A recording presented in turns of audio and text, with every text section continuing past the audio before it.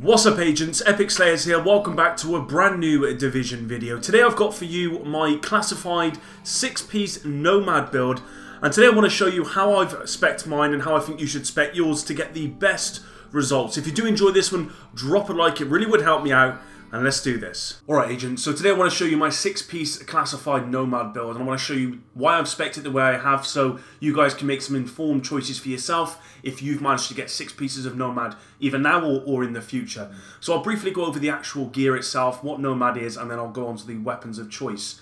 So the 2-piece set bonus is 15% health on kill, 3-piece is Nomad's Resolve. Grants a constant small amount of healing, allowing the user to regenerate all segments of the health bar during combat, so effectively you're just getting constantly healed. 4-piece is called Path of the Nomad. When receiving fatal damage, you are instant healed to full health, can occur once every 4 minutes.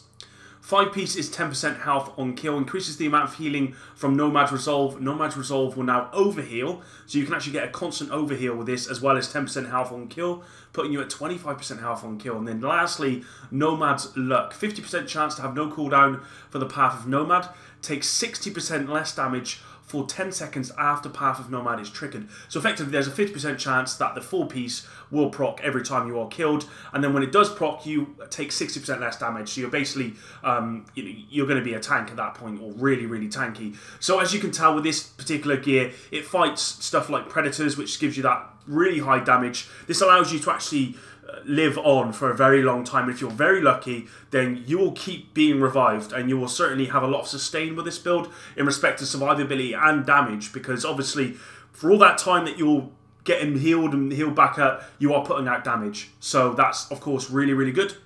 So the gear itself, for the major attributes on this one, I've gone for exotic damage resilience, health, and ammo capacity is rolled into stamina. And the reason I've gone for exotic damage resilience here, there's really nothing else that I can think of to use. The only thing that I would possibly use is skill haste, but I actually like a little bit of exotic damage resilience. You are going to find that people will nade you first before shooting you, and this just helps out a little bit. In regards to mods, I've gone for firearms and health, but to be honest, if I could change this, I would. And I'd actually rather go with firearms and electronics, and I'll explain why. Firearms and skill power, and I will explain why in a little while. Moving on to the mask, roll into firearms, exotic damage resilience again, and then disorient resistance. I'd much rather have burn resistance as opposed to disorient resistance here, but it is what it is. So that puts me at around 20% exotic damage resilience, which is again really important in this game. So Nomad, knee pads of the Nomad, we've gone for skill, power, stamina, and then I did have damage to elites on here, but I rolled that to burn resistance. I've decided that actually from my major attributes, I'm not going to roll health. I've got good stamina. I don't really need the health, to be honest, especially when I've got the chance to completely heal to full and I'm getting the constant heal from the Nomad. The health's not that important. What's important to me is that I'm getting a pretty good amount of skill power or electronics from this build, even with such a low electronic amount, and I'm getting a good amount of DPS, so that whilst I am trading, I'm doing a lot of damage. That's really what I'm going for here. So that's the knee pads for you there, guys, and as you'll see, the performance mod, I've gone for first aid self heal, which of course is very important and is definitely best in stat here, especially when you're not running any stuff like turrets or whatever. So moving on to the backpack, it's rolled into firearms and again skill power, and of course the minor attribute again I'd roll to burn resistance again if I could.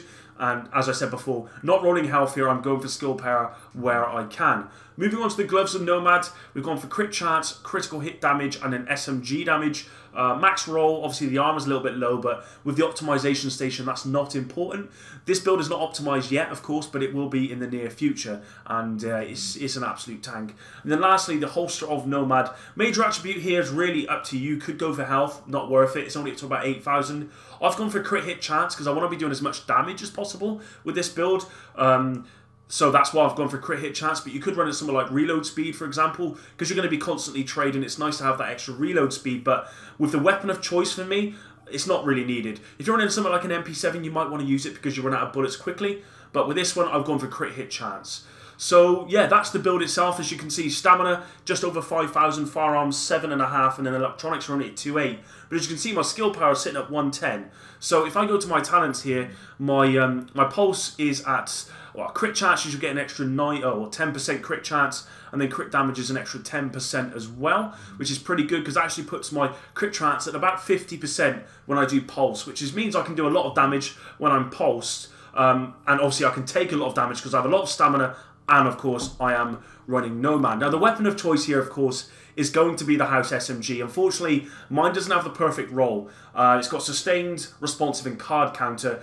You'd much rather have deadly, responsive, and card counter. That's really what you want. And if you've got that, then you're going to be slaying, absolutely slaying, even with this build, which doesn't, obviously none of the gear on this gives you that extra damage, like Predators, which gives you bleed, as well as an extra 20% damage for SMGs. You're not going to get that off this build, but you're still going to do a bit of damage because you've got high crit and you're using the House, which with card counter gives you an incredible amount of damage, and it's by far the best SMG in the game. So as you just want to look over the mods here, guys, I'm going for crit damage, crit hit chance where I can. Magazine, I've gone for rate of fire and crit hit chance, and in the grip, I've gone for optimal range and stability crit damage there as well. So that's the House, guys. You definitely want to be using this. Of course, card count, as it says, 1/2 of the magazine does 20% increased damage. The half which deals increased damage flips after 15 seconds or when the magazine is empty. And then lastly, I use my Sniper M700 Carbon. To be fair, if I know I'm going to be up close in a lot of battles, then I won't run this. I'll actually swap it out for something else like an AUG or an MP7 or just something that's I can easily switch to and carry on, you know, giving that sustained damage to someone who's attacking me. So there you go, really. I mean, that is the build in its entirety. If I just quickly go over the talents themselves, I've gone for precision to give me that pulse damage on headshots, because of course I am going to be going for headshots where I can, trying to get those crit damage hits on the move.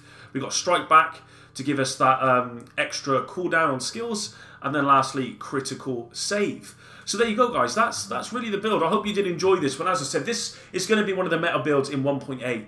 This took me a very long time to get. This took me about 30 caches to get, superior caches that is, in this global event to get Nomads.